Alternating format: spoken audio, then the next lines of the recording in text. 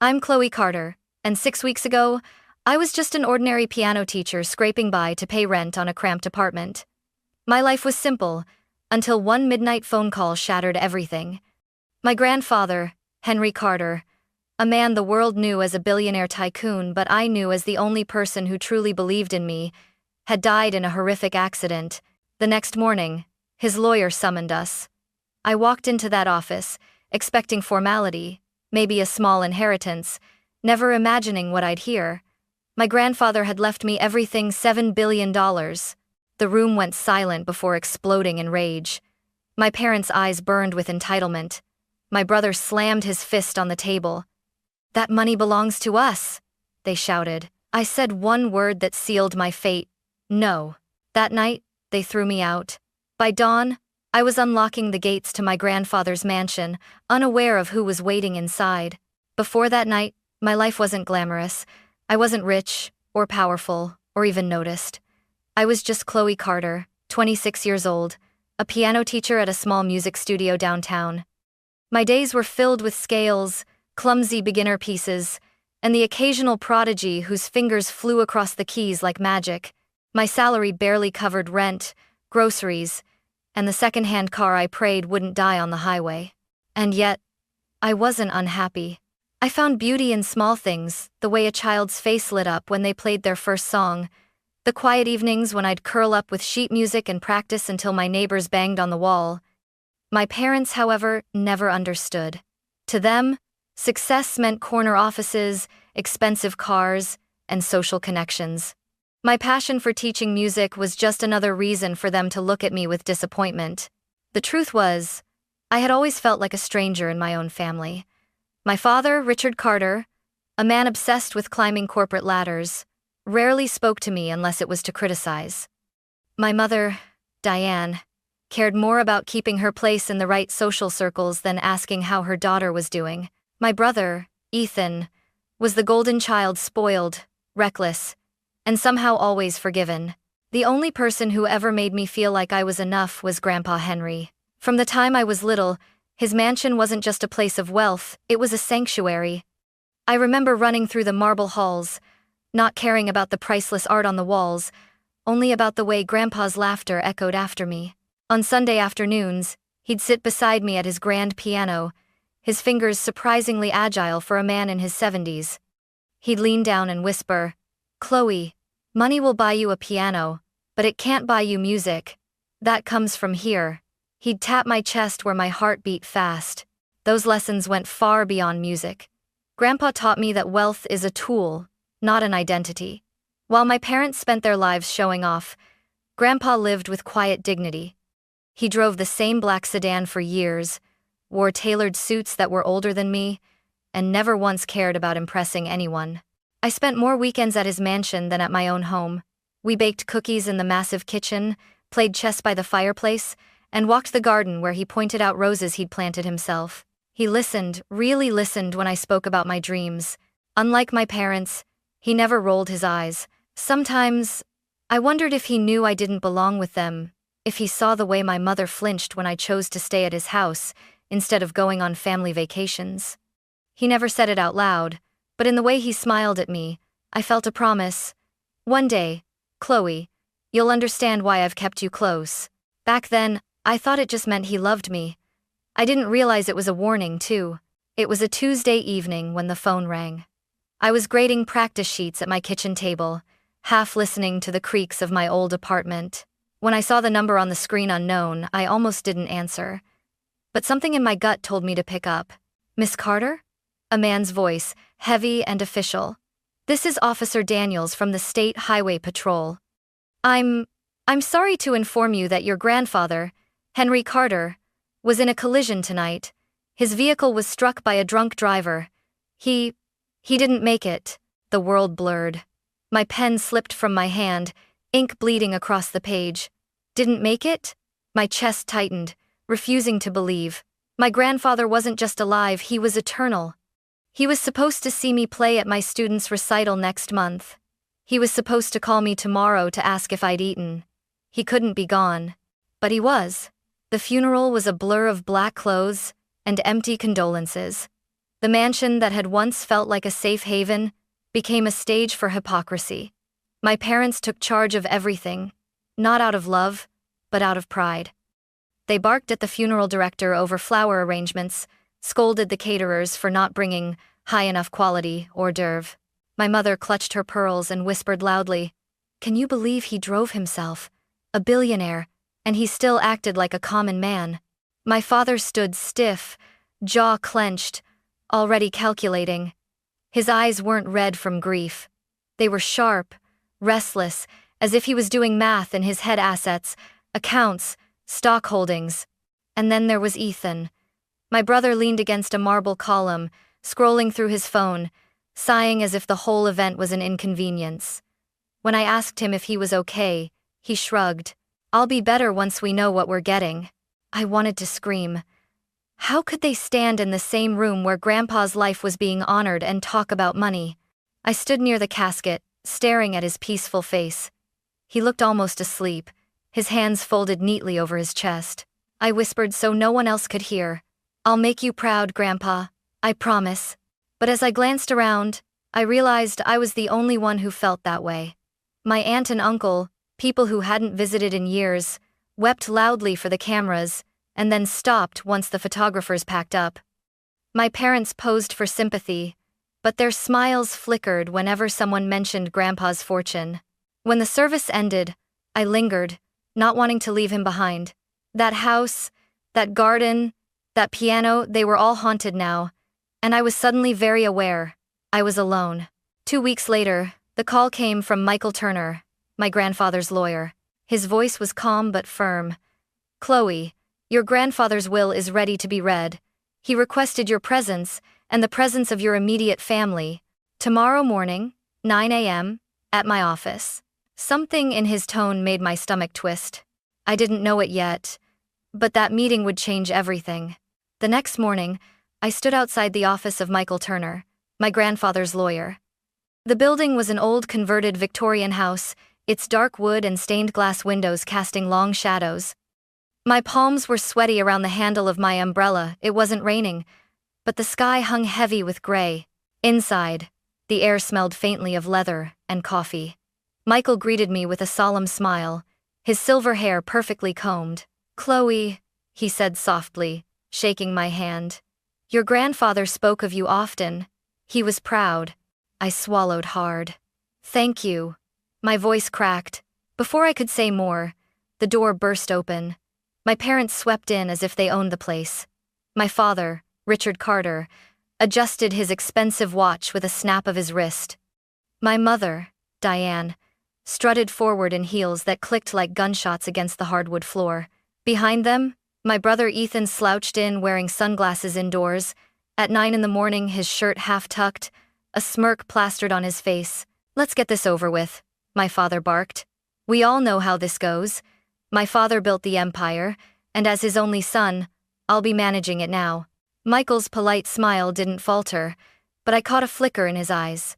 He gestured for us to follow him into a conference room, where a long oak table waited. I sat near him. My parents claimed the seats at the head, as if it were already theirs. Ethan sprawled carelessly across a chair, his sneakers on the edge of the table. Michael cleared his throat, adjusted his glasses, and opened a thick leather folder. Henry Carter was of sound mind when he updated his will last year. He underwent cognitive evaluations, and I was present for every signing. There is no question of his capacity. My father waved a hand impatiently. Yes. Read it," Michael began. "I, Henry Carter, being of sound mind and body, hereby declare this to be my final will and testament. To my beloved granddaughter, Chloe Carter, I leave the entirety of my estate, financial assets, real estate, investments, and holdings valued at approximately $7 billion. The words hung in the air like thunder. I froze, certain I had misheard. 7 billion? To me, the room exploded. What? My father shot to his feet so fast his chair toppled backward. His face was crimson, veins bulging in his neck. That's insane! He would never bypass me. My mother clutched the table as if it would save her from drowning. 7 billion to a girl who teaches piano? She doesn't know the first thing about handling money. Ethan ripped off his sunglasses and slammed his palm against the wood. Where's my cut? I need capital for my new startup. He promised me. Michael raised a hand calmly. Mr. Carter anticipated this response. He made it clear explicitly that his decision was intentional. He stated that his son and daughter-in-law had been provided for during his lifetime and that he wished his fortune to pass solely to Chloe. My father's fists trembled. Lies. You manipulated him, Chloe, didn't you? Whispered in his ear while he was old and confused. I shook my head, tears pricking my eyes. No, I didn't even know he was rewriting his will. I never asked him for anything. Michael reached for a remote and pressed a button. A large screen on the wall lit up, and suddenly there he was. My grandfather. He sat on his familiar leather chair, hands folded, his voice calm but firm. If you are watching this, it means I've passed. Richard, Diane, Ethan, I love you as family, but I can no longer ignore what you've become. Greed has blinded you.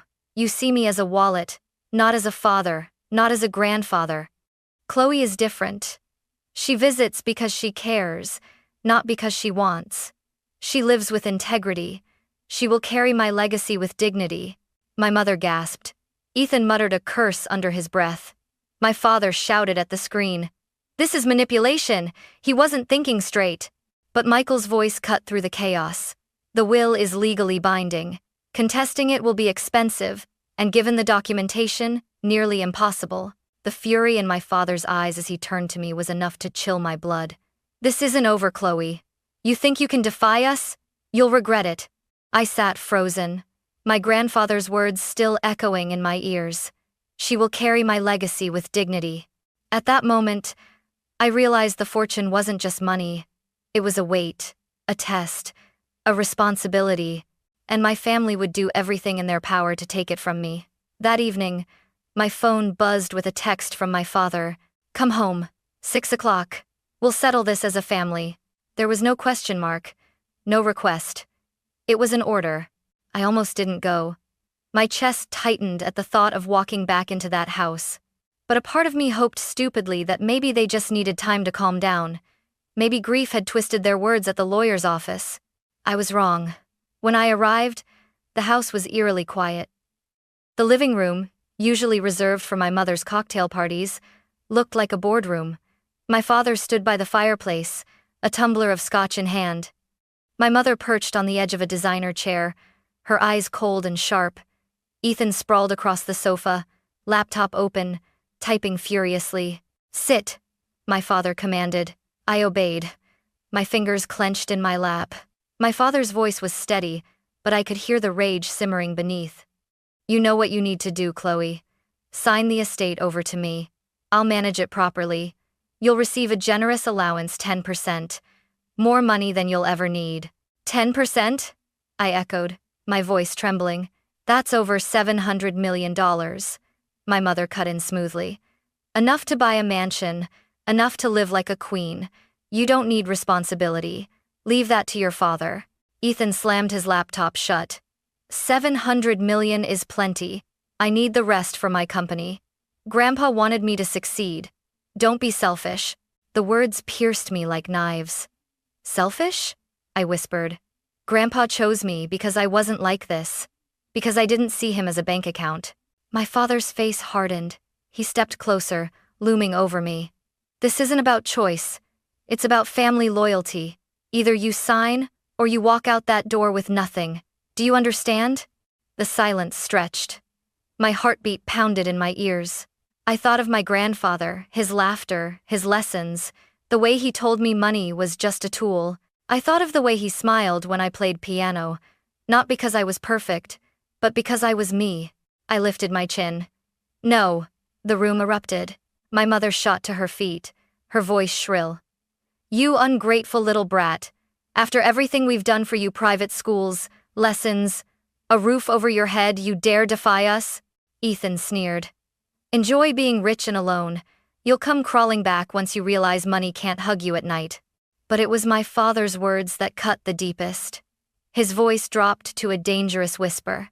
If you walk out of this house tonight without signing, Chloe, you are no longer my daughter. Don't come back. Don't call. Don't expect a single ounce of help. You'll be dead to us." My breath caught. A part of me wanted to cry, to beg him to take it back. But another part of me, the part my grandfather had nurtured, stood firm. "I guess I've been dead to you for years," I said quietly. "You never saw me. You only saw what you wanted." My father's face twisted with fury. He grabbed my arm, yanking me toward the front door. My mother followed, shouting orders like a general. "Pack a bag. 30 minutes.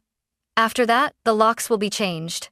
I stumbled into my childhood bedroom, the walls still lined with old recital trophies and faded posters. My hands shook as I stuffed clothes into a duffel. I grabbed my passport, my grandmother's quilt, the photo of Grandpa and me at the piano. Everywhere I looked, I saw ghosts of the girl I used to be, of the family I thought I had. When I returned to the hallway, my father was waiting, arms crossed, eyes cold. He opened the front door and gestured outward. Out. The night air was icy as I stepped onto the porch. My bags felt heavier than they were. My mother's voice followed me out. "You'll regret this, Chloe. Money won't keep you warm. Family is forever." I turned, my voice steady despite the tears in my eyes. "Then why did you just throw me away?" The door slammed shut behind me, and just like that, I was homeless. But I wasn't defeated. In my pocket was a small brass key engraved with my grandfather's initials. The key to his mansion. The one place left that felt like home. I gripped it tightly. If they thought they could strip me of everything, they were wrong. This was just the beginning. The drive to my grandfather's estate felt longer than it was. My old sedan rattled along the dark road, headlights cutting through the mist. My duffel bags were piled on the passenger seat, but the only thing I clutched was the small brass key. My grandfather had pressed it into my hand last year with a wink. "Someday you might need this, Chloe." I never imagined he meant now. When the iron gates of the Carter estate came into view, my chest tightened. They rose like sentinels against the night, tall and unyielding, with the family crest carved into the center. For a moment, I hesitated. Could I really cross that threshold without him here? Would the house feel hollow without his laughter? But then I remembered the slam of my parents' front door, the finality in my father's voice. I had nowhere else. This mansion was all I had left. The key slid into the lock with surprising ease. The gates creaked open, and I drove up the winding driveway, lined with old oaks whose branches seemed to bow in welcome. When the mansion came into view, my breath caught. Its windows glowed softly, as though the house itself had been waiting. I parked in the circular drive and climbed the steps to the front door. My hand trembled as I turned the key. The lock clicked, the door swung open, and the scent hit me instantly. Lemon polish and cedarwood, the same smell I'd known since childhood. I stepped inside. The grand foyer stretched before me, marble floors gleaming under the chandelier. My shoes echoed loudly, as if the house were aware of my intrusion. I half expected my grandfather to appear at the top of the stairs, scolding me for being late for Sunday dinner. But the silence was deafening. "Miss Chloe." I jumped, nearly dropping my bag. A figure emerged from the shadows, a tall man with silver-streaked hair, dressed in a neatly pressed uniform. Recognition flooded me. "Robert?" My voice cracked. "Robert Hayes?" He smiled faintly, lines deepening around his kind eyes. "Yes, miss. I've been with your grandfather for over 25 years, and now," his gaze softened, "I suppose I'm with you." Emotions swelled in my throat. I thought everyone would be gone. I thought I'd be alone. Robert shook his head firmly. "Mr. Carter anticipated trouble. He told me, if anything happens, you protect Chloe. She is the true heir." He left detailed instructions. Tears pricked my eyes. Of course he had. My grandfather was always 5 steps ahead. Robert led me into the study, where the fire was already crackling. "I keep the house running," he explained. "Your grandfather insisted it remain ready, no matter what. He said one day you might need sanctuary here." I sank into one of the leather chairs, the flames warming my chilled skin. For the first time all night, I felt the weight of safety, but it was fleeting. "What happens now, Robert?" I asked quietly. "My family, they won't let this go. They already threaten me." His expression darkened. "They came here once, after the funeral, tried to take things, jewelry, documents. I stopped them, but Mr. Carter knew they'd be back. That's why he prepared. You'll see tomorrow. Tomorrow? Robert nodded. Mr. Turner, the lawyer, will visit. There are files, recordings, even letters your grandfather left for you. He built a wall of protection around you, Chloe, but you must stand firm. I leaned back, clutching the quilt I'd carried from my childhood bedroom. The house hummed with life around me, the ticking of the grandfather clock, the crackle of the fire, the faint whir of security cameras I hadn't noticed before. For the first time since the will reading, I felt something stronger than fear. Resolve. If my family wanted war, they would find I wasn't alone. My grandfather's mansion wasn't just a house, it was a fortress, a legacy, and I was ready to defend it. That night I slept in the guest room I'd always used as a child. The sheets were freshly laundered. A book I'd left months ago still sat on the nightstand, bookmark tucked neatly inside. It was as if my grandfather had known I'd return not as a visitor, but as the one who belonged. I woke the next morning to the sound of voices downstairs. For a moment, I panicked. Had my family already found me? I grabbed my phone and crept to the landing, only to see Robert at the front door, speaking calmly to a familiar figure. "Miss Chloe," Robert called gently. "It's Mr. Turner." Relief washed over me. Michael Turner stepped inside, his briefcase in hand, his face serious but warm. He looked around the mansion as though he'd been here countless times. "Your grandfather trusted me with more than his will," he said, setting his case on the dining table. "He trusted me with you." I followed him into the study where sunlight spilled across the mahogany desk. He opened the briefcase and withdrew a thick envelope, sealed with my grandfather's initials. "He wrote you letters," Michael explained. "Guidance, instructions, and warnings."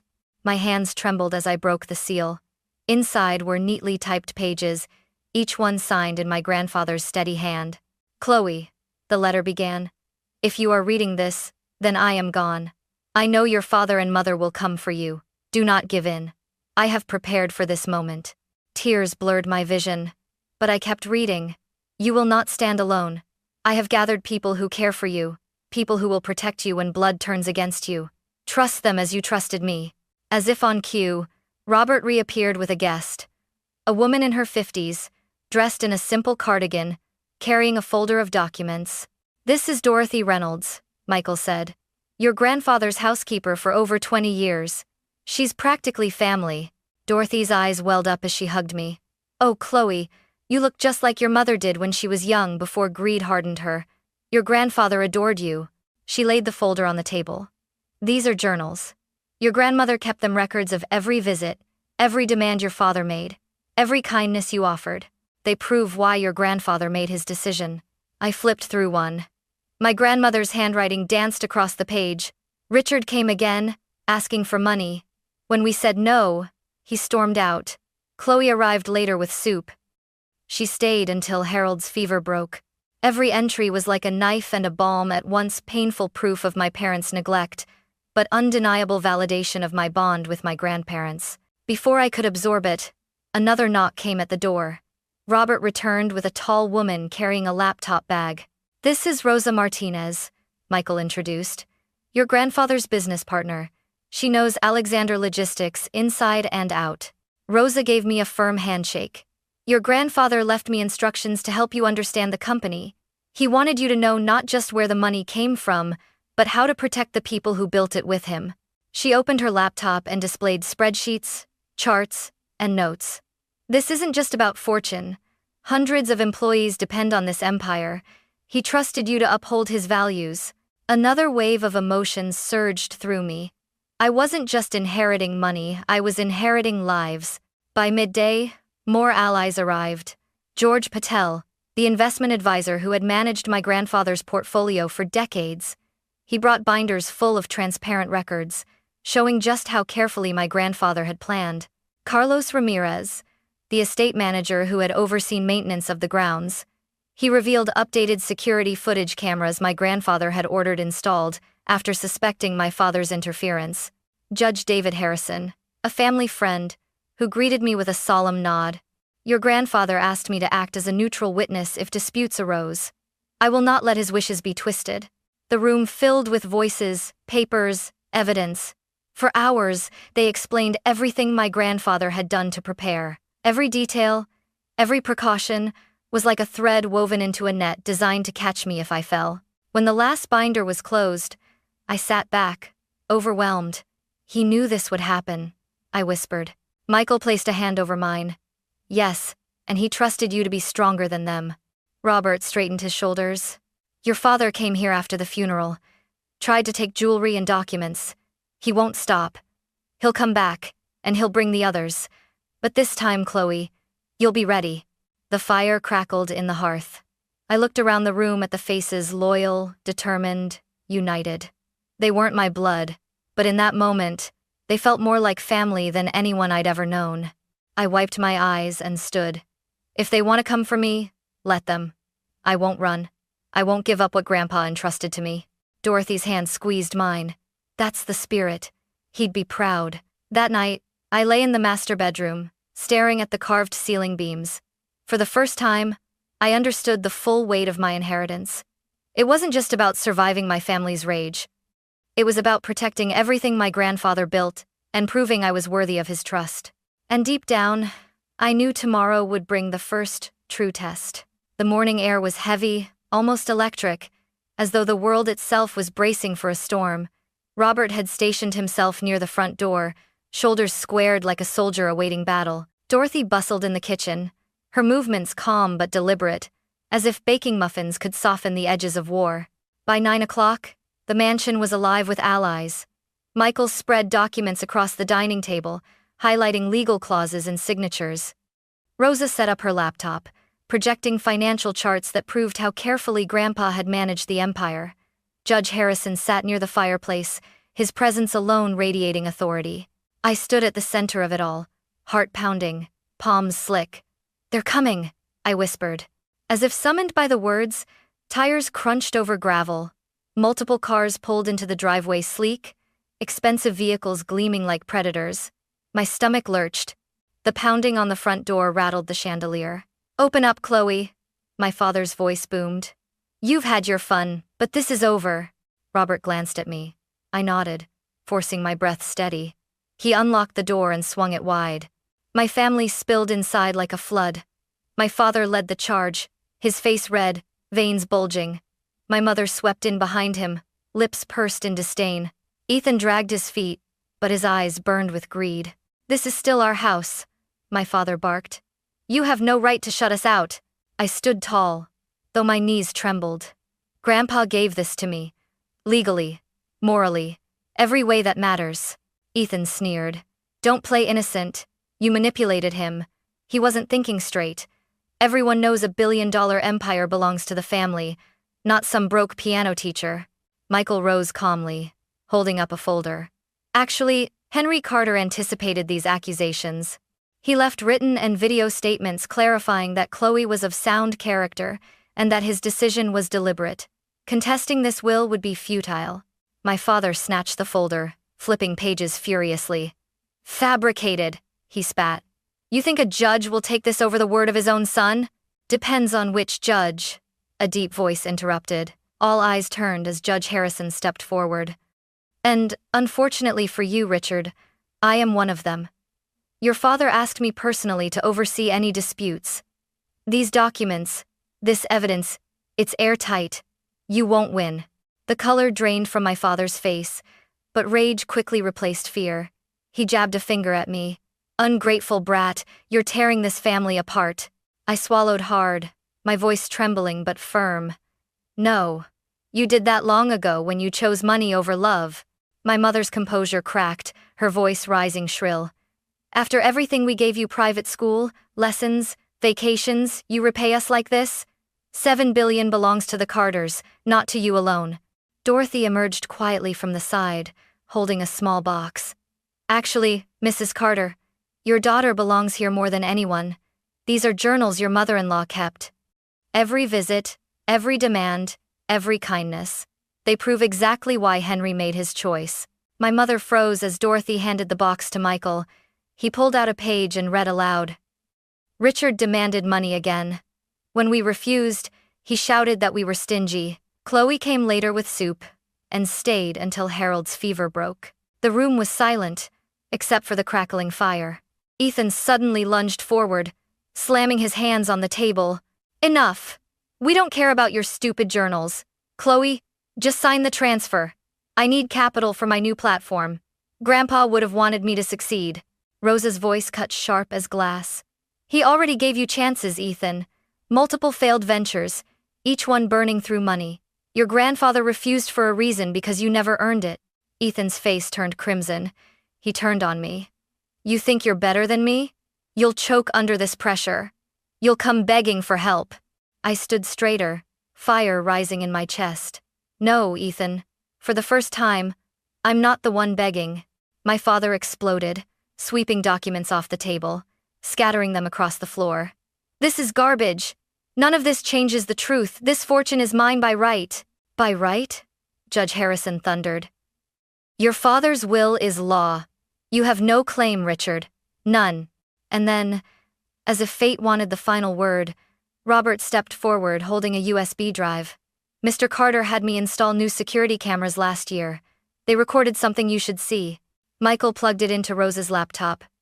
Footage flickered to life on the screen. My father, mother, and Ethan, rifling through drawers in the mansion days after the funeral, stuffing jewelry and documents into bags. My mother gasped.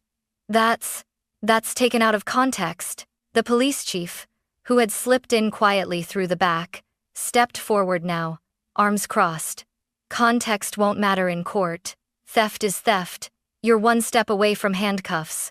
For the first time, my father faltered. His bluster shrank, shoulders sagging. My mother's hands shook. Ethan cursed under his breath, backing away from the screen. I seized the moment, my voice cutting through the chaos. I'm done being afraid of you. Grandpa trusted me. You can threaten, scream, steal, but you'll never take his legacy. Not from me. Silence. Then my father's voice, broken and venomous. If you walk this path, Chloe, you are no longer part of this family. I met his eyes, steady. You made that choice the moment you tried to destroy me. The mansion seemed to exhale as they turned, one by one, and stormed out. Their footsteps echoed down the marble hall, doors slamming, engines roaring as their cars disappeared down the drive. I stood frozen, chest heaving. My knees threatened to give out. But then I felt a hand on my shoulder, Michael's calm, steady grip. You did it, he murmured. You stood your ground. For the first time, I believed him. The house was quiet after they left, eerily quiet. No shouting, no threats, no footsteps pounding through the halls. Just the steady tick of the grandfather clock and the crackle of the fire. I stood in the silence, staring at the door that had just closed behind my family. For a moment, I didn't feel victorious. I felt hollow. My chest ached, as though someone had scooped out the last fragile piece of hope I'd had for reconciliation. But then I thought of Grandpa. I could almost hear his voice in my ear. Stand your ground, Chloe. Dignity can't be stolen unless you give it away. And I realized I hadn't given it away. The days that followed blurred into a whirlwind of paperwork, meetings, and decisions. Michael guided me through every legal document. Rosa walked me through the company's operations. George explained investments. Dorothy kept the house running. And Robert never left my side. For the first time in my life, I wasn't the overlooked daughter, the invisible sibling. I was the one everyone turned to, the one entrusted with a legacy that stretched far beyond money. Still, it wasn't easy. My phone buzzed constantly with calls and messages from my parents and Ethan. Some were threats, "We'll sue you until you're broke." Some were manipulative, "We're still family, Chloe. Surely, you'll share." And some were dripping with false sweetness. "Think about how much we've sacrificed for you." I didn't answer. I had nothing left to say. Instead, I poured myself into what mattered, honoring Grandpa.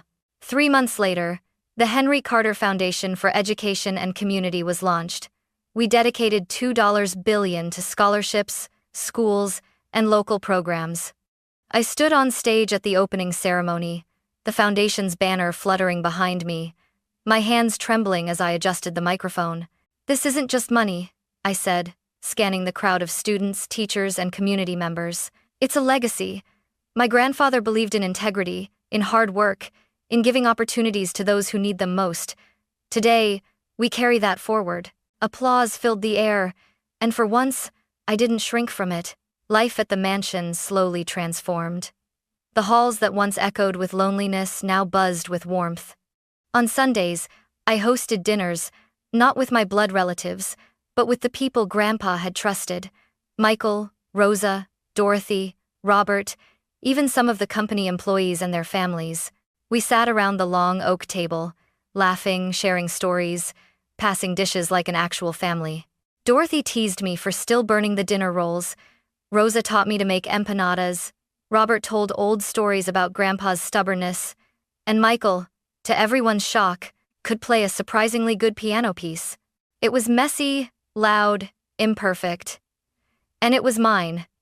One crisp autumn morning, I drove to the cemetery alone. The leaves had turned gold, carpeting the ground in warmth. I carried a bouquet of white lilies, Grandpa's favorite, and knelt beside his grave.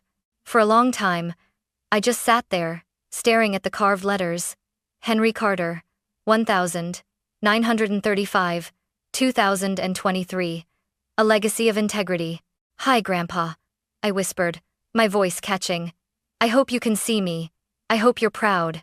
The wind rustled through the trees, and I took a deep breath. "I'm trying my best. The foundation is helping kids, hundreds of them. Some will be the first in their families to go to college.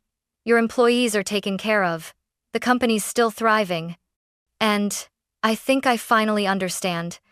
It was never about the billions, was it? It was about the values behind them. About using wealth to build, not to destroy." Tears blurred my eyes, but I smiled through them. "I promise I'll keep carrying that forward. I won't let your name or your trust be wasted." A gust of wind swept across the cemetery, scattering leaves around me. For a moment, it felt like an answer. That night, as I sat at the grand piano in the mansion, my fingers moving across the keys, I felt something I hadn't felt in a long time. Peace. Yes, my blood family had turned their backs on me. Yes, they had tried to break me. But I wasn't broken. I had built something new, something stronger, a family of choice, a mission bigger than myself. And I knew this was only the beginning.